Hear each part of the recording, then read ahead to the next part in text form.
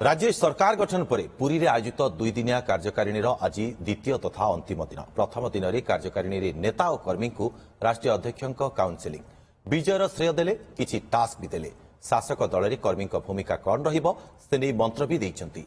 राज्य में 25 वर्ष क्षमतार रहिबाकू पकाइछंती मूलदुआ।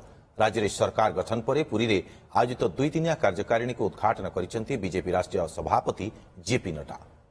एपटे विजय पर समस्त कार्यकर्ता को धन्यवाद जणाइबा सहित केन्द्रीय नेता मानक निर्वाचन परिचालना प्रति कृतज्ञता जणाइछंती राज्य सभापति मनमोहन सामल।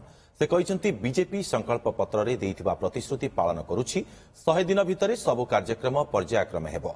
एथिसहित उभय ग्रामांचल और सहरांचल रे संगठन मजबूत करबा पई से कर्मी को आह्वान दैछंती। केन्द्रीय टीम जेभली भावरे सामान्य निर्वाचन को परिचालना कले, निर्वाचन को गुरुत्व देले, निर्वाचन में लड़वा को जो प्रकार आत्मविश्वास देले से आज राज्य कार्यकारी कमिटी बैठक में समस्त को तरफ को कृतज्ञता ज्ञापन करुच्ची।